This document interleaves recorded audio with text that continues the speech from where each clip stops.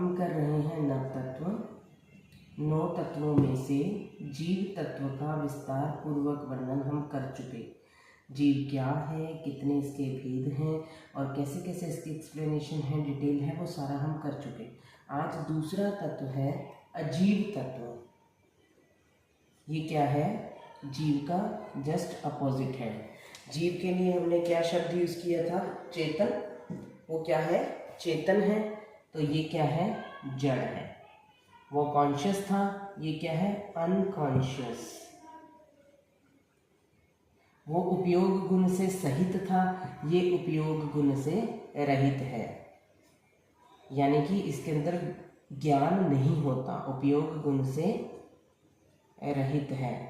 जीव क्या था? कर्ता और भोक्ता। ये ना करता है ना ही भोगता है। ना तो ये कोई कर्म करता है और ना ही कोई कर्म भोगता है। ठीक है, तो ये क्या है? पुण्य पाप का करता भी नहीं, ना ही उसका फल भोगता है। ना तो पुण्य पाप करता है और ना ही उसका सुख दुख रूप में फल भोगता है। ठीक है, शुभ अशुभ कर्म खुद नहीं करता, ना ही भोगता। अचेतना लक्षण है इसका। ये क्या है? अचेतन। वो चेतन था तो ये क्या है? अचेतन। योग प्राण से रहित है। योग प्राण मतलब मन वचन काया भी इसमें नहीं होते। योग से रहित है, इसके अंदर योग नहीं होते। जीव के अंदर होते हैं मन वचन काया। और ये जड़ है, जड़ लक्षण से सहित है। ठीक है, तो अजीव तत्व क्या है? जीव तत्व का जस्ट अपोजिट है, जड़ है, अनकॉन्शियस है, उपयोग गुण से रहित है, न करता है न भोगता है, अचेतन है और योग से भी रहित है। योग उपयोग से रहित है। ठीक है, तो अब देखते हैं, ये तो हो गया अजीव यानी जड़, नॉन लिविंग जिसे हम बोलते हैं कि ये क्या है? Non living. अब अजीव तत्वों के अंदर कौन कौन आते हैं? अजीव क्या है? जैसे जीव कौन थे वो हमें पता लग गया, जो चेतन है वो जीव है। तो उसके अंदर एक ही भेद था, जिसके अंदर उपयोग गुण होता है, वो जीव है। अब अजीव कौन कौन से हैं? हमने षट द्रव्य पढ़े थे 25 गोल के अंदर। षट द्रव्य कौन कौन से हैं? इस धरती पर 6 प्रकार के द्रव्य हैं। वो 6 द्रव्य कौन कौन से हैं? धर्मास्तिकाय, अधर्मास्तिकाय, ये हम 25 गोल में ऑलरेडी कर चुके हैं। आकाशास्तिकाय, देन पुद्गलास्तिकाय, जीवास्तिकाय और लास्ट में आता है काल द्रव्य। काल द्रव्य 20वां बोल था ये। 20वें बोले हमने किया था षट द्रव्य के 30 भेद, मतलब इसकी डिटेल करी थी हमने। पहले तो 6 द्रव्य कौन से हैं ये जान लिया। अब उसमें से एक तो जीव है, जीवास्तिकाय तो जीव हो गया, इसकी एक्सप्लेनेशन तो हम ऑलरेडी कर चुके हैं। इसके अलावा जितने भी द्रव्य हैं, चाहे वो धर्म, अधर्म, आकाश, पुद्गल और काल, कोई भी हैं, ये सारे के सारे क्या हैं? अजीव हैं। तो अजीव की कैटेगरी में 5 द्रव्य आते हैं। एक बात क्लियर हुई। उसके बाद स्टार्टिंग में बताया था कि 9 तत्वों में से कितने तत्व रूपी हैं, कितने तत्व अरूपी हैं और कितने तत्व मिश्रित हैं, यानी कि रूपी भी हैं और अरूपी भी हैं, किया था।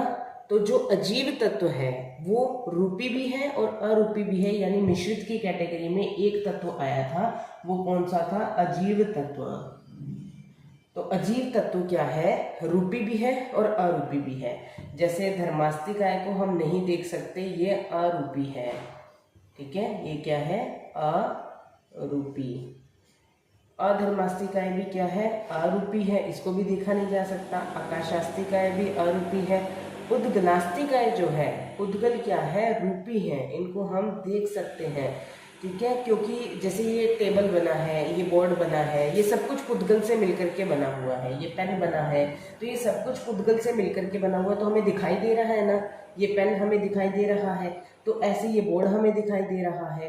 तो जो चीज़ें हमें दिखाई देती हैं वो क्या होती हैं? रूपी होती हैं। तो ये सब पुद्गलों से मिलकर बना है। ये जो हमारा शरीर है ये भी पुद्गल से मिलकर के बना है, तभी ये रूपी है। आत्मा अरूपी होती है, जीव अरूपी है। आत्मा दिखाई नहीं देती लेकिन शरीर दिखाई देता है। तो शरीर क्या हुआ? रूपी हुआ, क्योंकि वो पुद्गलों से मिलकर बना है।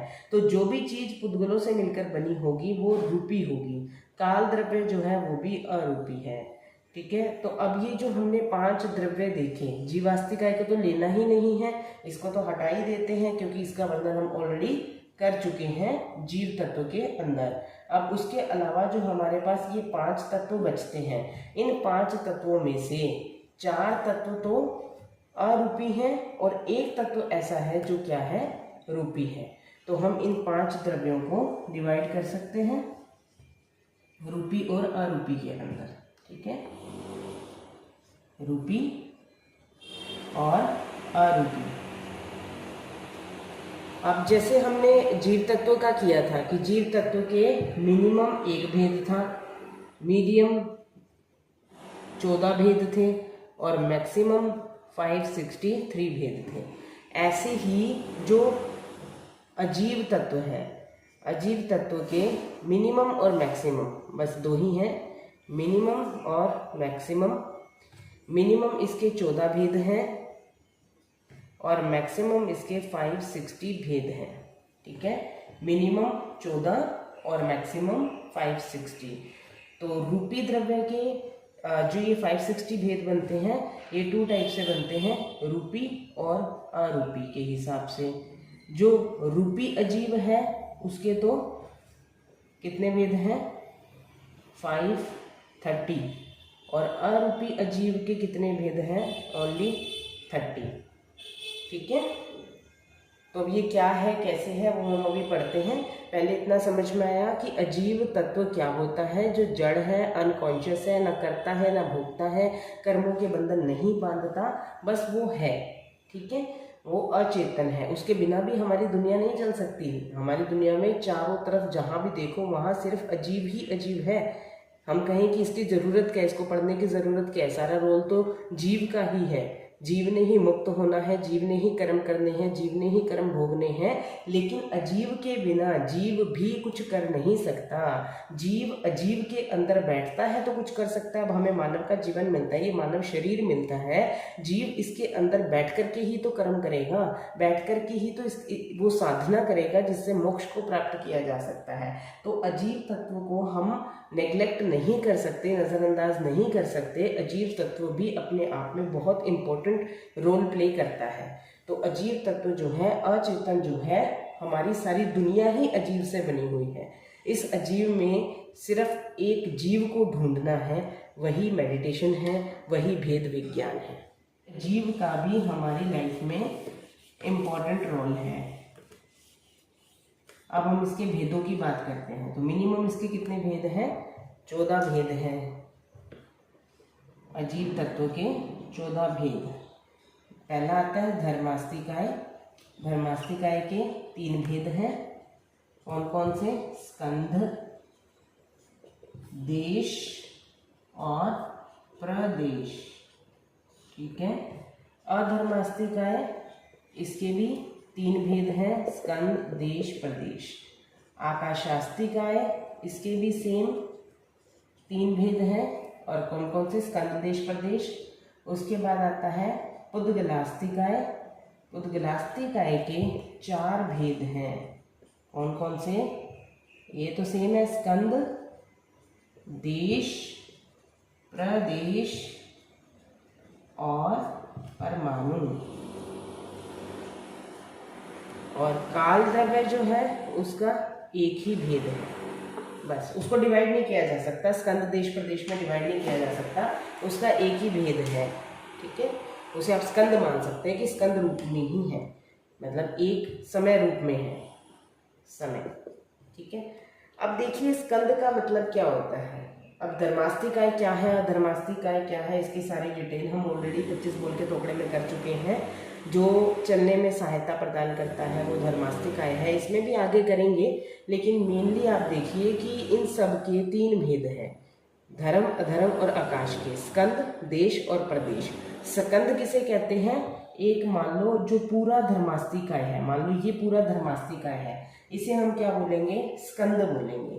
देश का मतलब होता है उसका कोई एक टुकड़ा, चाहे हमने यहाँ से कर दिया या यहाँ से कर दिया, ये जो एक टुकड़ा है, ये जो टुकड़ा है, ये टुकड़ा है, ये वाला और ये वाला और ये वाला, ये सारे क्या हो गए, इसके देश हो गए। जब तक ये पूरा था इसको हम एक्चुअल में तोड़ नहीं सकते। धर्मास्तिकाएं संपूर्ण लोक में व्याप्त है, इसको एक्चुअल में हम तोड़ नहीं सकते, लेकिन बुद्धि के तौर पर सिर्फ समझने के लिए हम मानते हैं कि अगर मान लो इस धर्मास्तिकाय का कोई एक छोटा सा पार्ट होता तो उसे हम क्या बोलते, उसे हम देश बोलते। हम तोड़ सिर्फ पुद्गल को सकते हैं, इसके अलावा इनमें से किसी को नहीं तोड़ा जा सकता, लेकिन फिर भी व्यवहार के लिए समझने की दृष्टि से हमने इसको माना कि एक धर्मास्तिकाय का जो पूरा बड़ा स्कंद है उसका जो एक पार्ट है उसे देश बोलेंगे, और इस पूरे के पूरे धर्मास्तिकाय का जो अंतिम पार्ट होगा, ठीक है, जो इसके साथ ही लगा हुआ है, लेकिन मान लो ये वाला जो है धर्मास्तिकाय वो बहुत सारे अनंत पुद्गलों से मिलकर के बना है, ये अनंत पुद्गल है।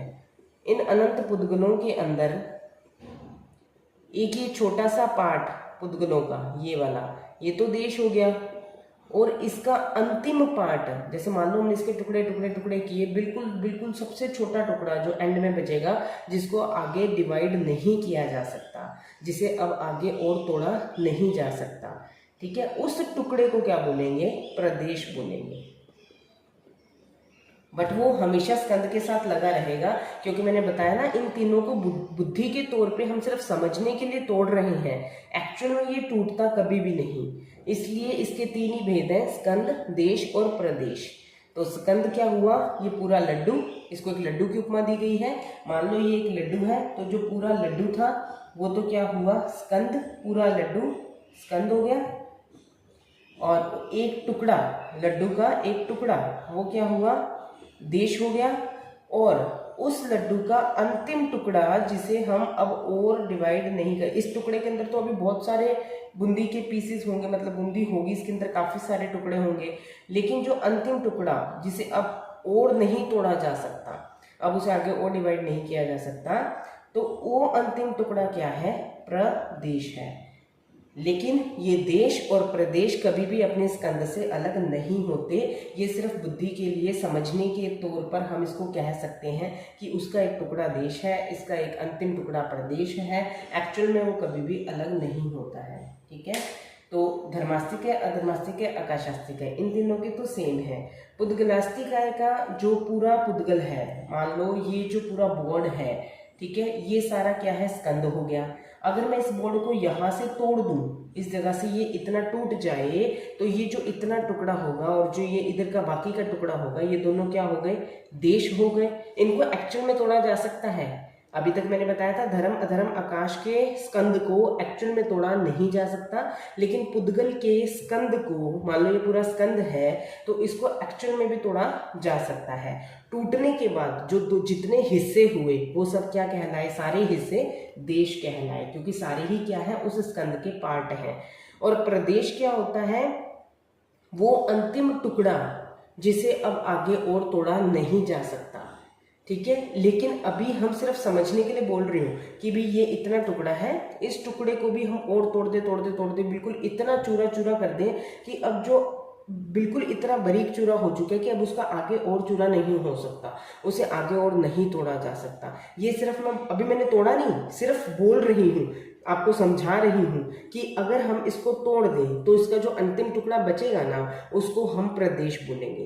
एक है कि मैं एक्चुअल में तो मैं ये तोड़ करके दिखाऊं कि हाँ वास्तव में इसको जब तोड़ दिया, तोड़ने के बाद इसका ये इतना सा कण, ये जो कचरा बचा, अब इसको मैं तोड़ नहीं सकती, तो ये क्या है, ये परमाणु है, ये परमाणु है जो स्कंद से अलग हो चुका, एक्चुअल में हो चुका। अभी प्रदेश अलग हुआ नहीं था, सिर्फ मैंने आपको समझाने के लिए बताया था कि अगर मैं इसके टुकड़े टुकड़े कर दूं और इतना इतना इतना बारीक कर दूं इसको कि अब इसको और नहीं तोड़ा जा सकता, तो उसे तो प्रदेश कहेंगे। एक मैं एक्चुअल में तोड़ करके दिखाऊं, ठीक है, तो हम क्या कह सकते हैं, स्कंद से अलग हुआ अंतिम हिस्सा, स्कंद से अलग हुआ अंतिम जो टुकड़ा है, जिसको अब आगे और डिवाइड नहीं कर सकते, अंतिम टुकड़ा क्या होगा, परमाणु। और स्कंद के साथ लगा हुआ, अभी लगा हुआ है, तोड़ा नहीं है हमने, लेकिन मैंने आपको बुद्धि के तौर पे बता दिया कि स्कंद के साथ लगा हुआ अंतिम टुकड़ा, अंतिम टुकड़ा क्या होगा, प्रदेश होगा। है दोनों ही लास्ट टुकड़ा, अंतिम टुकड़ा जिसको आप और डिवाइड नहीं कर सकते हैं, ठीक है। तो लेकिन फिर भी ये अभी स्कंद से अलग नहीं हुआ तो प्रदेश कहलाएगा, स्कंद से अलग हो गया तो वो परमाणु कहलाएगा। इतना सा डिफरेंस समझ में आया। और काल जो है उसका एक ही भेद रहता है, क्योंकि काल जो है वो वर्तमान में वर्तता है। अभी जो प्रेजेंट मोमेंट है, जो प्रेजेंट समय है, बस वही उसकी इकाई है। पास्ट जो है वो बीत चुका है और फ्यूचर जो है अभी आया नहीं है। अभी जो मैंने बोला ये भी पास्ट हो चुका, बोला पास्ट हो गया, बोला पास्ट हो गया, तो अभी ये सब पास्ट होता चला जा रहा है। अभी प्रेजेंट में क्या है, सिर्फ अभी का मोमेंट, ठीक है। उसके अलावा जो कुछ भी हो रहा है सब पास्ट है, या जो कुछ भी अब आगे आने वाला है। अब मैं 1 सेकेंड बाद जो बोलूंगी, ये बोला, ये अभी फ्यूचर था, अब प्रेजेंट हुआ है, आप समझ रहे हैं। तो काल कभी भी पास्ट या फ्यूचर में नहीं वर्तता, वो सिर्फ प्रेजेंट में ही वर्तता है, और उसे ही समय कहते हैं। प्रेजेंट मोमेंट को, प्रेजेंट समय को ही काल का एक भेद कहते हैं। आई होप क्लियर हो गया होगा। तो ये देखिए कितने भेद हुए, धर्मास्तिकाय के 3 प्लस अधर्मास्तिकाय के 3, आकाशास्तिकाय के 3, उद्गलास्तिकाय के 4 और काल का 1। 3, 6, 9, 10 और 4, 14। तो ये कितने भेद हुए, मिनिमम 14 भेद जो मैंने आपको बताए थे। वैसे हम शायद ये, हाँ शायद नहीं पक्का, 25 बोल में भी कर चुके हैं, ये हम 25 बोल में भी कर चुके हैं। चलो यहाँ पे दोबारा रिवाइज हो गया। तो 14 भेद अजीव के मिनिमम इस प्रकार से बनते हैं। अब अजीव क्या है बस उसे याद रखेंगे, धर्म, अधर्म, आकाश, पुद्गल और काल, ये पांचों अजीव हैं। धर्म के 3 भेद, अधर्म के 3 भेद, आकाश के 3, पुद्गल के 4 और काल का 1 भेद होने के नाते इसके टोटल 14 भेद होते हैं मिनिमम। अब देखते हैं कि मैक्सिमम कितने भेद हैं। 560 भेद हैं। जैसे जीव के 563 थे ना, इसके 560 भेद हैं। अब हमने इस अजीव को पहले तो 2 पार्ट्स में डिवाइड कर लिया, एक रूपी अजीव जो दिखाई देता है और एक अरूपी अजीव जो दिखाई नहीं देता है, ठीक है। रूपी अजीव के 530 भेद हैं और अरूपी अजीव के 30 भेद हैं, ठीक है। अब ये 30 भेद कैसे बनते हैं ये भी हम 25 बोल के थोपड़े में कर चुके हैं। अरूपी अजीव के 30 भेद हैं। अब अरूपी अजीव में धर्मास्तिकाय, अधर्मास्तिकाय, आकाशास्तिकाय और काल आता है, ठीक है। पुद्गलास्तिकाय रूपी अजीव में आएगा। तो पुद्गल के 530 भेद हैं, वो हम बाद में करेंगे। पहले हम देखते हैं रूपी अरूपी अजीव के 30 भेद कौन कौन से हैं। धर्मास्तिकाय के 5 भेद हैं, ठीक है। धर्मास्तिकाय द्रव्य से क्या है, क्षेत्र से क्या है, काल से, भाव से, गुण से। ऐसे ही अधर्मास्तिकाय द्रव्य से, क्षेत्र से, काल से, भाव से और गुण से, ठीक है। अब देखिए द्रव्य से धर्मास्तिकाय, द्रव्य मतलब क्वांटिटी, कितने धर्मास्तिकाय। जैसे पुद्गल तो हम बताते हैं ना कि अनंत पुद्गल है, ये टेबल भी पुद्गल है, ये बोर्ड भी पुद्गल है, ये पेन भी पुद्गल है। तो इस पूरे संसार के अंदर, वर्ल्ड के अंदर कितने पुद्गल हैं, अनंत पुद्गल है। लेकिन धर्मास्तिकाय पूरे वर्ल्ड के अंदर, पूरे ब्रह्मांड के अंदर एक ही है, ठीक है। कितना है, एक ही है। तो धर्मास्तिकाय द्रव्य से कितना है, एक है। क्षेत्र से यानी एरिया क्या है उसका, वो रहता का है धर्मास्तिकाय, वो कहा रहता है लोक प्रमाण। जो हमने लोक का नक्शा हमें बताया ना, एक लोक है एक अलोक है। लोक जहाँ पर चारों गतियों के जीव रहते हैं, नरक, त्रियंच, मनुष्य और देवता। और इसके बाहर अनंत अलोक है, इसके इस इतने से के बाहर, ये सिर्फ यहाँ से लेके यहाँ तक, यहाँ से लेके यहाँ तक, ये सारा क्या है, लोक है। इसके अलावा बाहर सारा अलोक है, ठीक है। तो ये जो धर्मास्तिकाय वर्तता है वो सिर्फ इस लोक के अंदर ही वर्तता है। यानी कि कहाँ रहता है धर्मास्तिकाय, इस लोक के अंदर रहता है, लोक के बाहर अलोक में नहीं है। ये तो क्या है, लोक, ये है लोक, और बाहर क्या है, अलोक, अनंत अलोक है। तो अलोक में धर्मास्तिकाय नहीं जाता, तो क्षेत्र से वो कहाँ रहता है, लोक प्रमाण, यानी लोक के अंदर अंदर ही रहता है। उसके बाद काल से, ये धर्मास्तिकाय कब से है, किस समय से है, नहीं पता। अनादि है, अनादि मतलब जिसकी आदि ना हुई हो। और ये इसका अंत कब होगा धर्मास्तिकाय का, कभी भी नहीं, ये अनंत है। अनंत उत्सर्पणी अवसर्पणी बीत जाएंगे, अनंत बार आरे आएंगे जाएंगे, प्रलय आएगी जाएगी, लेकिन ये सारे द्रव्य थे हैं और रहेंगे। ना तो इनका कभी आदि हुआ और ना ही कभी इनका अंत होगा, ना इनकी शुरुआत हुई ना इनका अंत होगा। ये काल से अनादि और अनंत है। ठीक है, काल से क्या आएगा, अनादि और अनंत है। भाव से, भाव मतलब ये क्या है, अरूपी है। इनकी क्वालिटीज बतानी है कि ये क्या है, अरूपी है और क्या है, अजीव है। अजीब तो है ही, अरूपी अजीब है। ठीक है, भाव से ये क्या है, रूपी है या अरूपी है। हम अभी देख ही रहे हैं कि ये अरूपी है, तो ये अरूपी अजीब के अंदर आएगा। गुण से क्या आएगा, चलन गुण। ये क्या करता है, चलने में सहायता प्रदान करता है। जैसे पानी में मछली, पानी में मछली, मछली के अंदर खुद के अंदर पावर है तैरने की, बिल्कुल है। अगर पानी ना हो तो तैर सकती है, नहीं। क्यों, पावर कहीं चली गई, नहीं, पावर तो है। लेकिन पानी जैसे मछली को तैरने में, चलने में हेल्प करता है, ऐसे ही इस धरती पर जितने भी मनुष्य हैं, जड़ और चेतन चीजें हैं, ये सब के अंदर खुद के अंदर पावर है चलने की। हमारे अंदर खुद के अंदर चलने की पावर है, लेकिन धर्मास्तिकाय के बिना हम नहीं चल सकते। जैसे पानी के बिना मछली नहीं चल सकती, ऐसे धर्मास्तिकाय के बिना हम नहीं चल सकते। अगर धर्मास्तिकाय ना होता तो सारी चीजें एक ही जगह स्थिर रहती। जैसे ये हाथ हिल रहा है, हाथ भी नहीं हिलता, ये पेन चल रहा है, ये पेन भी नहीं चलता, सब कुछ स्थिर हो जाता। तो ये सब कुछ जो हिलन डुलन हो रही है, ये हलचल हो रही है, चलन फिरन का काम हो रहा है, ये इस धर्मास्तिकाय की वजह से ही हो रहा है। ठीक है, तो धर्मास्तिकाय के 5 भेद समझ में आए। द्रव्य से धर्मास्तिकाय एक है, क्षेत्र से लोक के अंदर है, काल से अनादि अनंत है, भाव से अरूपी अजीब है, और गुण से ये इसका चलन गुण है। और अधर्मास्तिकाय के 5 भेद, द्रव्य से ये भी एक है, ऐसा नहीं है कि भी ये भी बहुत सारे हैं। ये अधर्मास्तिकाय भी एक ही है। क्षेत्र से ये भी लोक प्रमाण यानी लोक के अंदर ही है। काल से अनादि अनंत, ये भी अनादि अनंत है, ऐसा नहीं है कि अभी इसकी उत्पत्ति हुई या फिर इसका अंत हो जाएगा। और भाव से ये भी अरूपी अजीब है। तो डिफरेंस क्या है, सिर्फ गुण में। गुण क्या है इसका है स्थिर गुण, ये रुकने में सहायता देता है। अब अगर अधर्मास्तिकाय ना होता ना, तो ये पेन हमेशा चलता ही रहता, कभी रुकता ही नहीं। ये बोर्ड यहाँ पर स्थिर पड़ा है, ये उड़ता हवा में, ये कभी स्थिर रह ही नहीं पाता।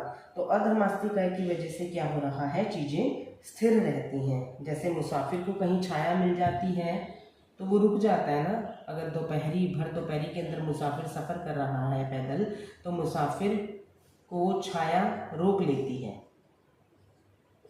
छाया उसको अट्रैक्ट करती है रोकने के लिए, क्योंकि ऐसे तो रुकेगा नहीं, वो कहीं पर छाया दिखेगी तो रुकेगा। तो मुसाफिर को छाया रोकती है।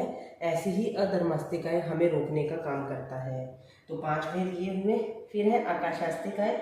आकाशास्तिकाय भी द्रव्य से कितना है, केवल एक ही है, ये भी संपूर्ण लोक में एक ही है। अब ये लोक में भी है, अलोक में भी है। इसका प्रमाण क्या है, लोकालोक प्रमाण, यानी कि लोक व अलोक दोनों में आकाश है। अब आकाश के डिफाइन पता होगी तो आपको क्लियर हो जाएगा। 25 बोल में पढ़ा था। आकाश क्या होता है, खाली जगह। खाली जगह जो होती है उसे आकाश कहते हैं। तो खाली जगह तो लोक के अंदर भी है और लोक के बाहर भी है। तो ये लोकालोक प्रमाण है, मतलब लोक के अंदर भी रहता है और अलोक के अंदर भी रहता है। स्टिल वो एक है, उसे डिवाइड नहीं किया जा सकता। ऐसा नहीं है लोक के अंदर अलग आकाश है और अलोक के अंदर अलग आकाश है। जैसे घड़े के अंदर का जो स्पेस है और वो घड़े के बाहर का जो स्पेस है वो अलग अलग नहीं है ना। एक ही है, घड़ा फोड़ दो तो अब कहेंगे घड़े के अंदर का स्पेस कहाँ गया, बाहर वाले के साथ ही मिल गया ना। तो इसी तरीके से लोक का और अलोक का जो स्थान है, जो स्पेस है, खाली जगह है, वो एक ही है। ठीक है, तो क्षेत्र से ये इस तरीके से है। काल से ये भी अनादि अनंत है, अनादि काल से था, अनंत काल तक रहेगा। भाव से ये भी अरूपी अजीब है और इसका काम क्या है, आकाश देना, जगह देना। इसका गुण क्या है, आकाश यानी कि जगह देना, ये इसका गुण है। जैसे दूध के अंदर एक गिलास भरा दूध है, दूध में मीठा डाला तो मीठे को जगह किसने दी, चीनी को जगह किसने दी। गिलास तो भरा हुआ था पूरा, पर चीनी उसके अंदर मिल जाती है ना गर्म दूध में, तो कैसे मिली, उसको जगह किसने दी, आकाश ने। तो दूध में मीठे की तरह से। ओके, फिर आता है काल द्रव्य। जो काल द्रव्य है वो क्या है, द्रव्य से अनंत है, क्योंकि अनंत काल व्यतीत हो चुका, अनंत काल आने वाला है। समय सिर्फ यही नहीं है जो अभी प्रेजेंट में चल रहा है, इससे पहले भी अनंत समय व्यतीत हो चुके, अनंत समय आने वाले हैं। तो द्रव्य से काल को देखा जाए तो काल अनंत है, एक नहीं है। एक होता तो हम हमेशा, जैसे अगर बचपन में जन्मे थे वैसे ही रहते हैं हमेशा ही, लेकिन समय चलता रहता है, एक ही समय नहीं है, समय बढ़ता रहता है, जिससे हम बचपन से जवानी, जवानी से बुढ़ापा, बुढ़ापे से मरण की ओर अग्रसर होते हैं। तो अनंत है, काल द्रव्य से क्या है, अनंत है।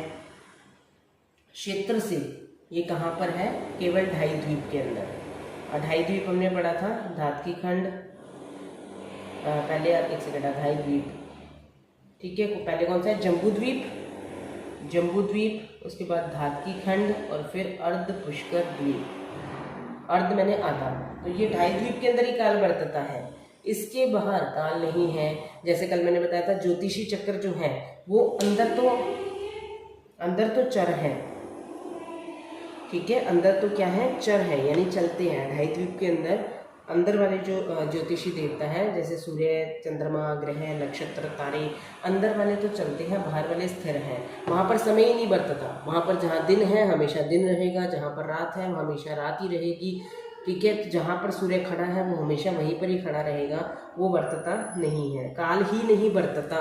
ढाई द्वीप के बाहर काल ही नहीं है, समय ही नहीं है, जो जहाँ जैसा है वो वहाँ वैसा ही है, ठीक है। तो अढ़ाई द्वीप के अंदर ही काल बरतता है, इससे बाहर काल नहीं है। और काल कब से है, अनादि अनंत है, अनादि काल से काल चला आ रहा है, अनंत काल तक चलता रहेगा। अनंत उत्सर्पणीय अवसर्पणीय बीत चुके हैं और अनंत उत्सर्पणीय अवसर्पणीय भी आने वाले हैं, ठीक है। उसके बाद आता है भाव से। भाव से ये भी अरूपी अजीव है, इसे भी हम देख नहीं सकते, समय को कोई देख सकता है नहीं।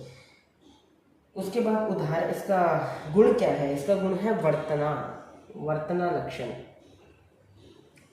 वर्तना का मतलब होता है ये क्या करता है, नए को पुराना, पुराने को नया करता है। नए को पुराना कैसे, जैसे आज आपने कोई नया कपड़ा खरीदा, टाइम पाने के बाद, साल बाद, 2 साल बाद, भले आप उसको यूज़ करो या नहीं करो, नया का नया कपड़ा ही अंदर क्यों ना रख दो, लेकिन फिर भी उसमें चेंजेस आते हैं। वो चेंजेस कैसे आते हैं, वो नए को पुराना कौन करता है, काल द्रव्य करता है, ठीक है।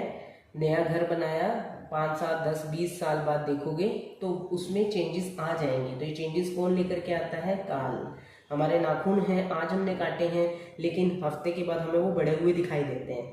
वो बिल्कुल इतना स्लो प्रोसेस है कि हमें, अब वो एक दिन में नहीं बढ़ गए हैं, अचानक से नहीं बढ़ गए हैं, वो हर पल हर क्षण बढ़ रहे हैं, हर क्षण उनमें बदलाव हो रहा है, बस हमें दिखाई नहीं देता। तो वर्तना ये क्या करता है, नए को पुराना करता है, पुराने को नया करता है, ये इसका गुण है। तो धर्मास्तिकाय के कितने गुण हुए, 5, अधर्मास्तिकाय के 5, आकाश के 5 और काल के 5, टोटल कितने हो गए, ये 20 भेद हो गए। अब हमें तो अरूपीय जीव के कितने करने थे, 30 भेद करने थे, तो 10 कौन से रह गए, जो हमने पहले किए थे। धर्मास्तिकाय के 3 भेद किए थे, कौन कौन से, स्कंद, देश और प्रदेश। अधर्मास्तिकाय के भी 3 किए थे, स्कंद, देश और प्रदेश। आकाश के भी 3, स्कंद, देश और प्रदेश। काल का कितना किया था, एक ही भेद था, बस समय, जो प्रेजेंट मोमेंट है वही। तो अब इसका टोटल करेंगे तो कितना बन जाएगा, 30, ठीक है। तो ये अरूपी अजीव के 30 भेद इस प्रकार से होते हैं। अब रूपी अजीव के 530 भेद कैसे बने, ये हम कल करेंगे। आज बस इतना ही। जिन आज्ञा के विरुद्ध कुछ भी कहा हो तो मिच्छामि दुक्कडम।